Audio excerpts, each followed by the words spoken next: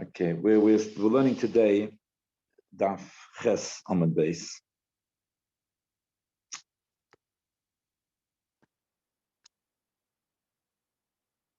And we're starting about the fifth line down on Daf Ches Amud Beis.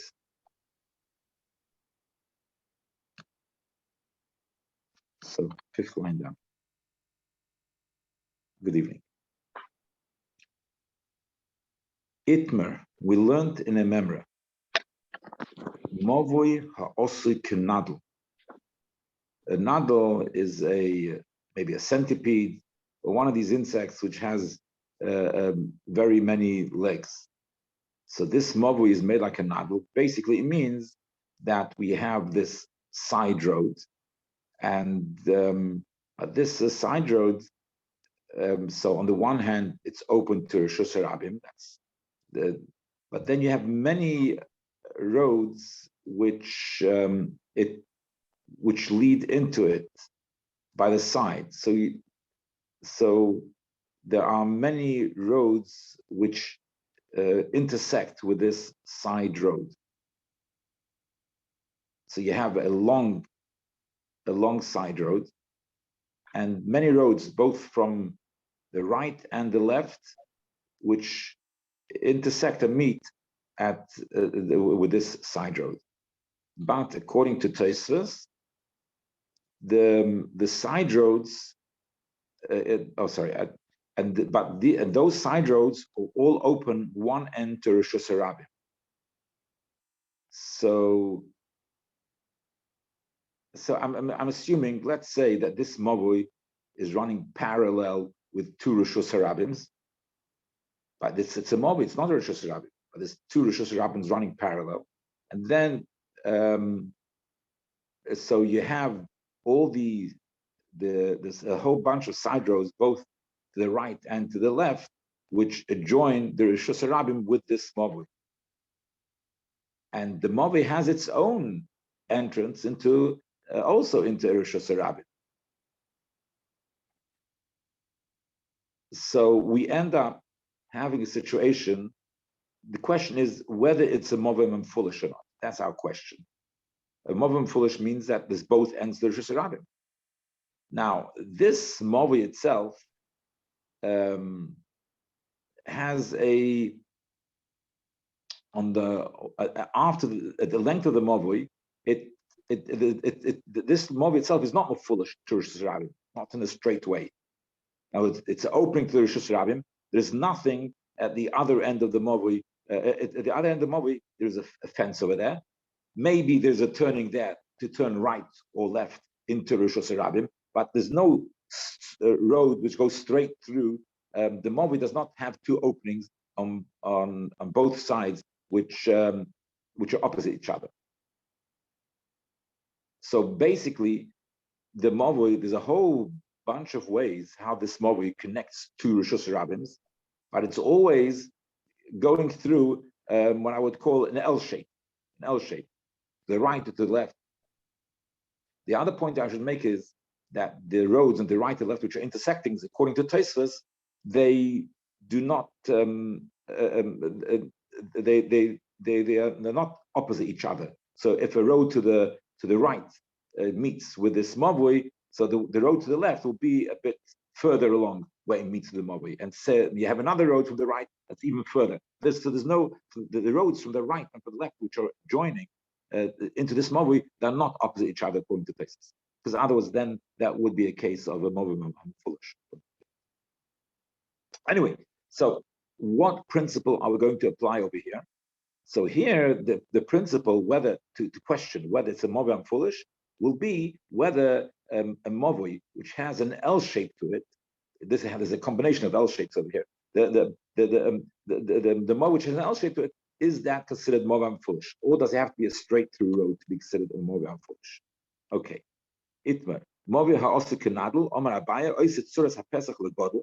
So on the main, on this long movoi, which is parallel to the other Rishus Harabims, so on that one, you make it Suras HaPesach there. The Hanach Kula, then all the other rights and the lefts of the mavoi, mishter belech belech v'kara. So you put the lech and the kara at the beginning where they enter the Rishus Harabim, which is parallel to this mavoi. And then you put lech and the kara, that's sufficient. So you do need to have one Tzuras HaPesach there, which is for the entrance where the Rishus Harabim meets this long mavoi. So, like we said, what's the principle over here? So this is a type of mavoi which is an L-shaped mavoi, which I call Amalei Rava Keman. So how come that we do not need another Tzuras HaPesach by where the side roads intersect with the mavoi? How come we don't need another Tzuras HaPesach over there? Because when it comes to the L-shaped mavoi, whether it's considered mefulish or not, we had a machlokes of Rav and Shmuel beforehand, and according to Rav, it is considered a mavoi mefulish, and therefore, since it's considered a mavoi mefulish, we need to have a Tzuras HaPesach also where the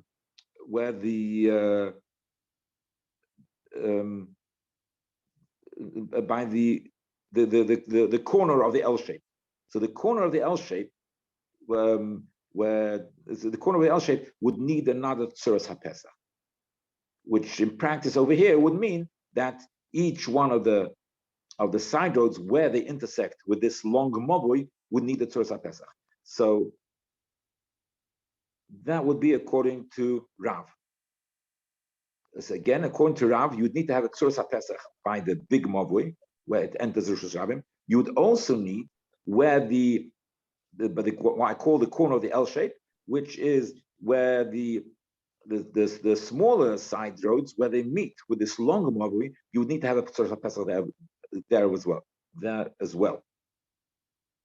Because according to Rabbi, it's considered the mavoi foolish. Right.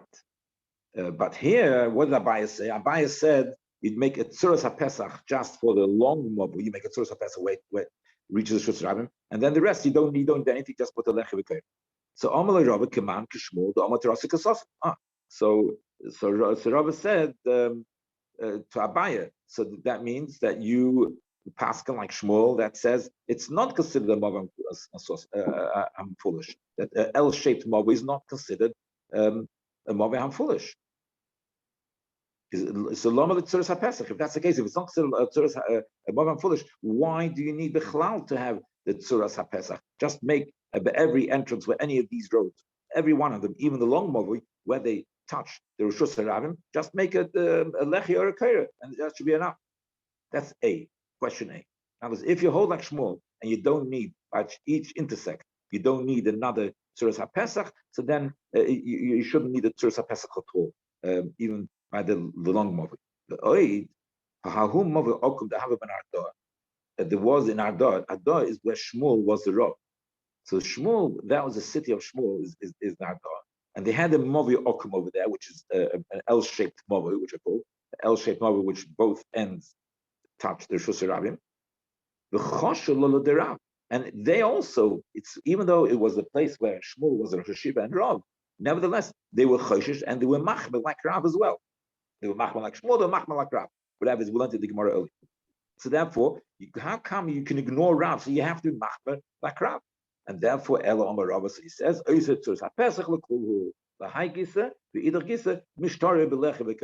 says, at every intersect where these smaller side streets, where they join the long main mavoi, they need the Tzuras HaPesach over there. Besides the Tzuras HaPesach at the beginning of the long mavoi. Okay, that's the end of that. So Rav Kana, there's a few Kohanim over here. Kana Bat Achlifa, the name of Rav Kana Bar Menumin. And this Rav Kana Bar Menumin said in the name Mishmei Rav Kana Bar Malkiah.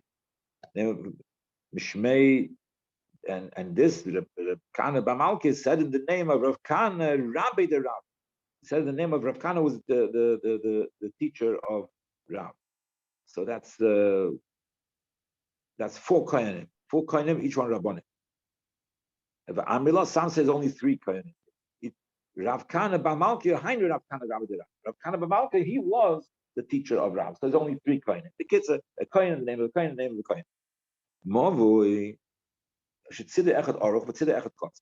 So if you have the mavui and the 2 sides of this, so you have the entrance to the Rishus Rabim or the mavui, but then the 2 sides of the mavui are not exactly. It's not uniform.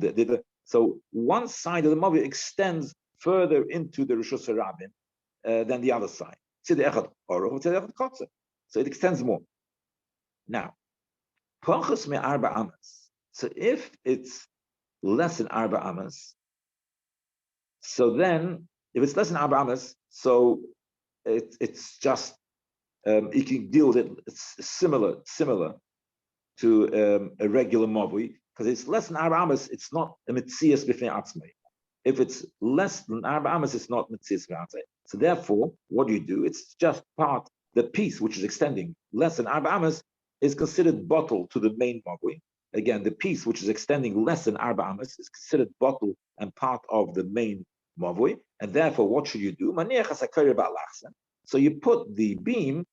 You could put it at one end of the beam on the long end of the mavui, and one end of the beam at the short end of the mavui. So the beam will be at a slant, because the 2 ends of the mavui are not level at the same level. One extends further into the Rishus Rabbi. So right. Arba amas. What happens if the protrusion, which one side of the mavui protrudes into the Rishus Rabbi above the other side of the mavui, is arba amas, which is, so if it's arba amas, then it's not bottled to the main mavui. It's considered the mavui in its own, because arba amas, we learned before, is a share of a mavui, by the way. Yeah. So share of a mavui is arba amas. So therefore, if it once it has the arba amas, it's considered it's not bottled. So ein maniach hasakira.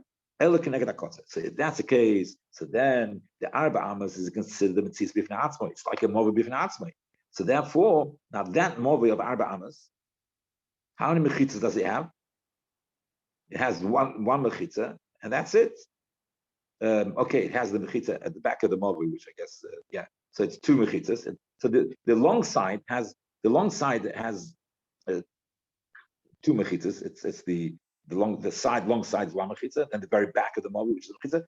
But there's missing 1 mechitza. There's no 3 mechitzas because it's empty. To the opposite the arba amas, it's empty. So therefore, you're missing the 3rd mechitza. So bekitzer. So therefore, and it's not bottled to the main mavui. So then you make the kaira, the beam. You will put it on the one end. You put it on the short part of the mavui. You put one end of the kaira, and at 90-degree angle. And then you cannot make a sloping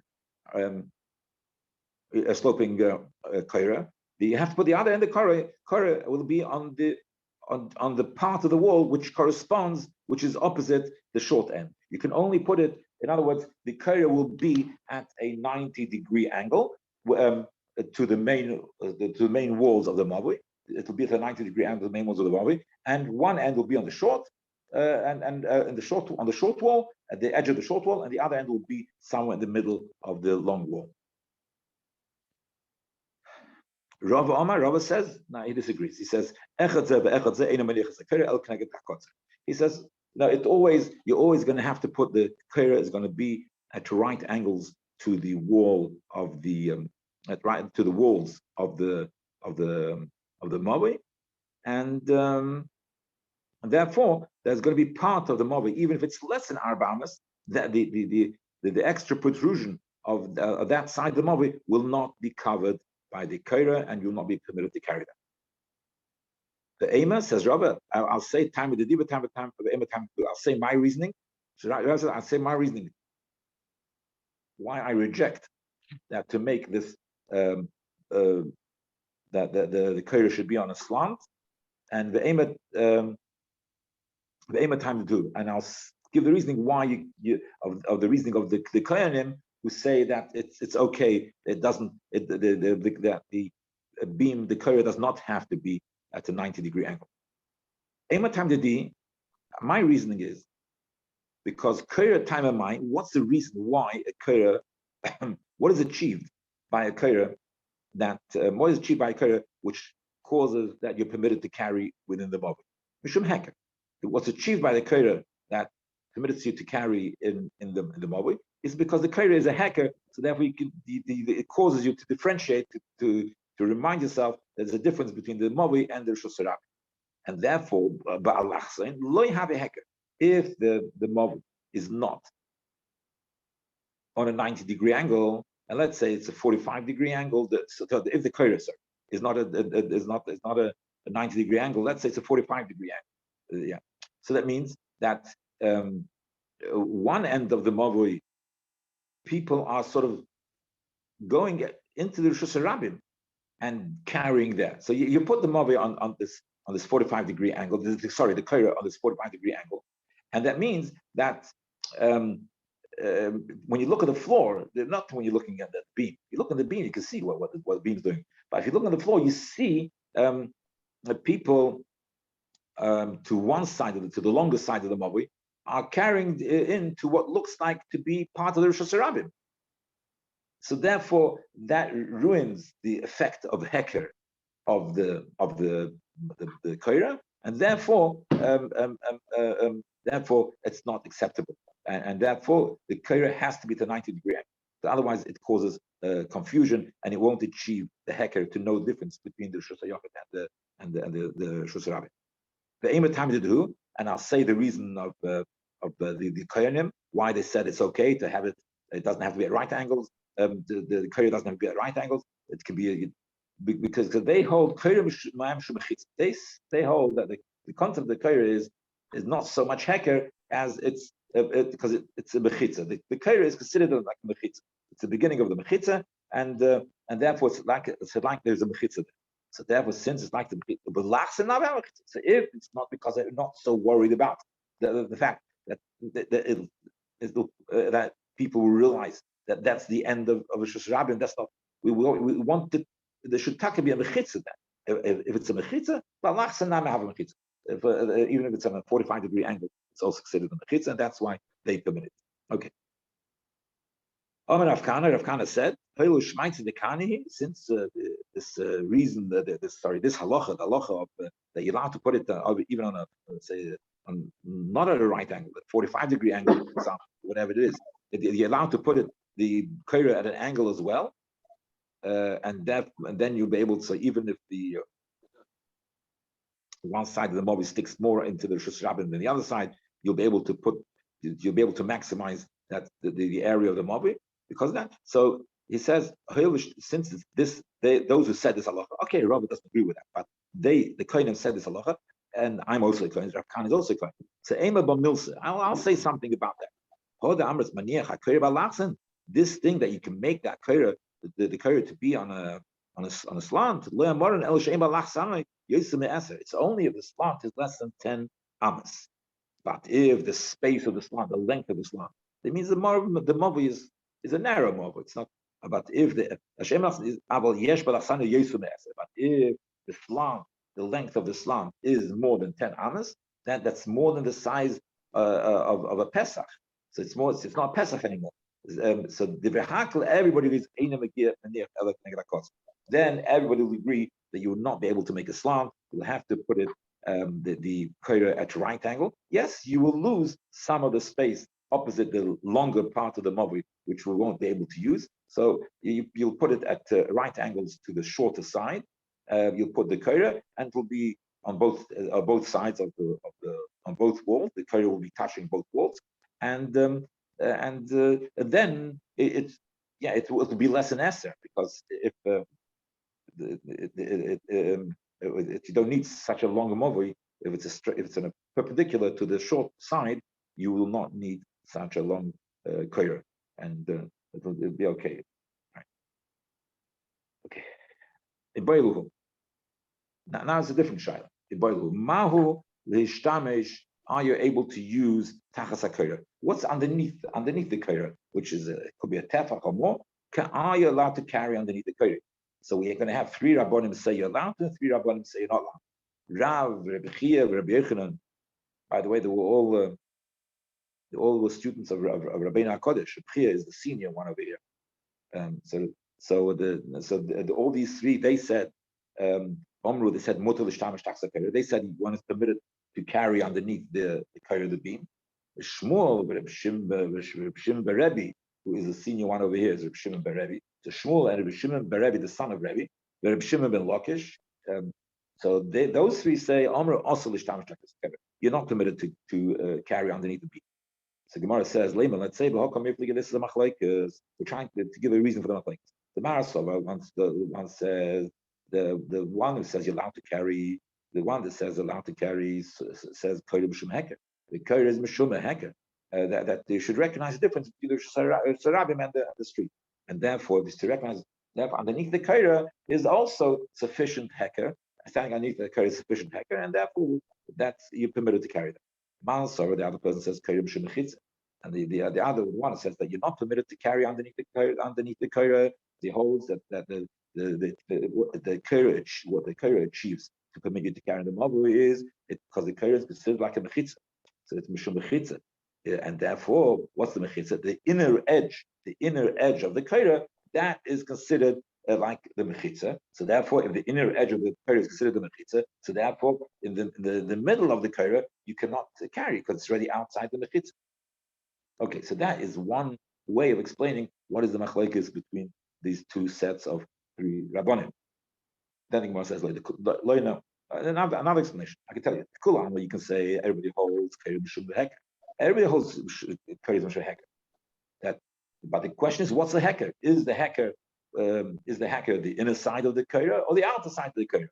So if you're standing in the Mavi, the main Heker is the inner side of the Koyre, because that sort of you see more. So that's the Heker. If you're coming in from the street, so the main Heker is the outer side of the Mavi. So therefore the machlekes is, what do you go? You go according to the people who are standing inside, or you go to the people who are standing in the street. The Masavar Heker Milgav. One says the Heker is on the inner side of the Mavi is the Heker. So therefore that's the Heker. So therefore underneath the Mavi you cannot carry. So the other says the Heker Milbar. The Heker is we're talking about for the people who come from the street. There the Heker is on the outer side of the Mavi. Therefore underneath the Mavi one is permitted to carry. The Iba is saying, if I can tell you, everybody holds Mishum Chitz. Everybody holds that that the edge of the Koyre is like a mechitza. Which side of the Koyre is considered a mechitza? The inner edge is Yerid V'Seisim, is considered to go down and block off and become a mechitza. So the inner edge becomes the mechitza. Therefore, you cannot carry underneath the Koyre. So the other person holds but the outer edge is Yerid V'Seisim, and that is the mechitzas on the outer edge, and therefore you are permitted to carry underneath permitted to carry underneath the Mavi. Rav Chizda says, everybody, okay, that's about Mavi. So about the Koyre. The Koyre is a machlekes. Are you allowed to carry underneath the Koyre? Or are you not allowed to carry underneath the Koyre? And we've had these 2 sets of 3 rabbanim each who argue that. Rav Chizda's opinion, his opinion is hakol moedim vein l'chalayim.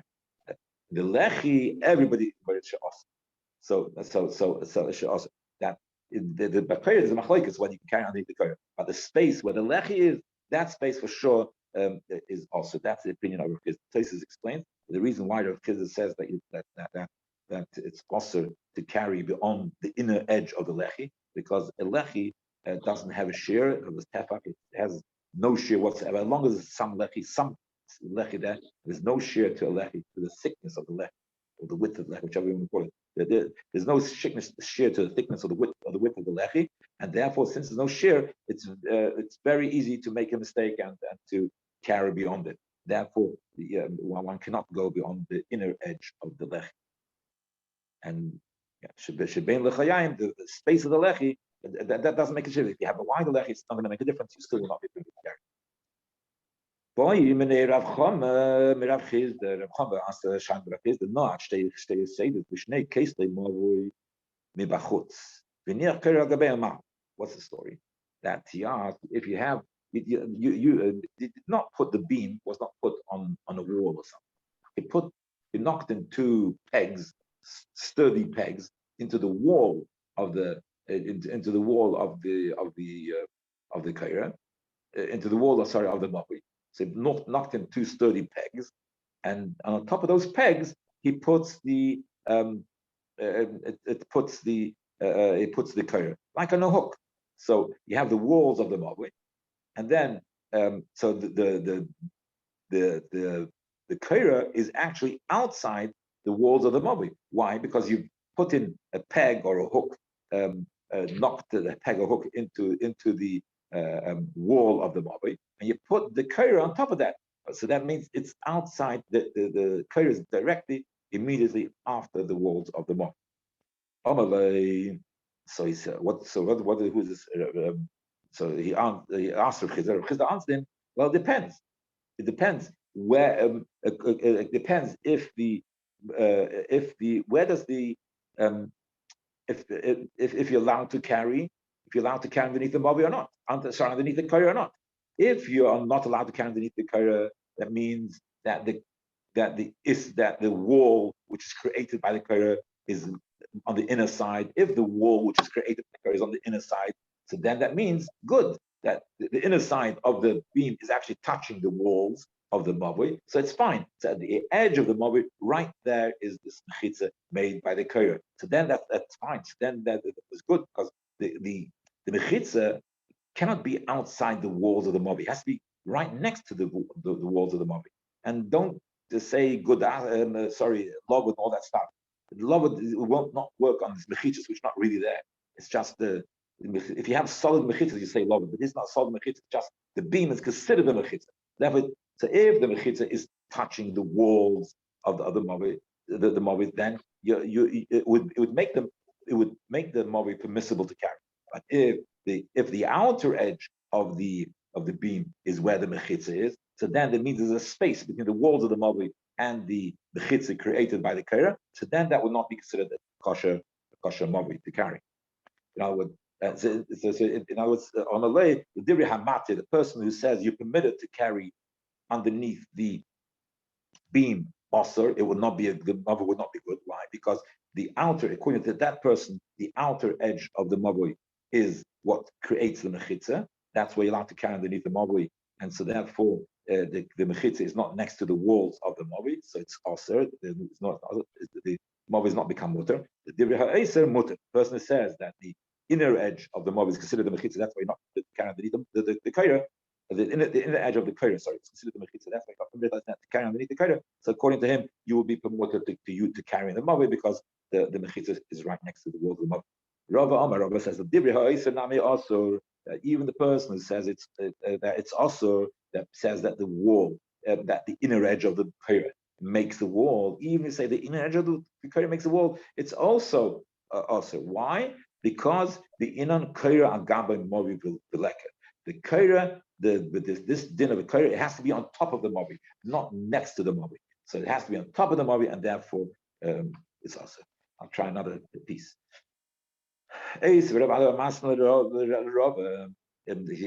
asking a question to Rabbi. Now, the understanding of Meshucha is going to change over here. So when the person asked the question, understood Meshucha means it's a bit of a distance. The kaira was a bit of a distance in front of the mavui. So Tluya means it's in the middle of the mavui, and the edges are not. It like has a pillar in the middle which is holding it up, and the edges of the kaira are not touching the mavui because, and it's not the way it's being kept up is not by the walls of the mavui, but by a pillar in the middle. Right. So, but meshucha means that it's in the kaira is in front of the mavui a bit. So it depends. If it's pachas gimel, if it's less than 3 tvachim, you don't need to bring another beam. Why? Because of lavud. Gimel, if it's less than gimel tvachim, we say lavud. Gimel, if it's 3 tvachim distance, there's 3 tvachim distance. You have to bring another beam. Reb Shimon Gamliel says pachas medala. You have 4 tvachim because Reb Shimon Gamliel his shitta was that lavud is 4 tvachim, not 3 tvachim. So pachas medala, if it's less than 4 tvachim distance from the Mavi, you have to bring another. You have to make another kaira. So if it's less than dalet, it's fine, because if we say lavud, if it's more than dalet, then you don't have to bring a text. If it's more than dalet, you have to bring another leaf. My love, when it says meshucha, so what is the translation of the word meshucha? Bachutz. It's further out in front of the Mavi. What does tluya mean? Tluya means it's not in front of the Mavi. It's within the walls of the Mavi. But the beam is a bit short, and it's not touching the walls, because it's standing on a pillar which is holding it up. So therefore we have a question. So we see over here, you don't need the Mavi to be on top of the kaira, to be on top of the Mavi. Somebody said before, you have to be mamish on top. No, you see, you can have till 3 or 4 tvachim, depending on what your opinion of lavud is. So the Gemara says, no, that's not pshat. The Gemara says, both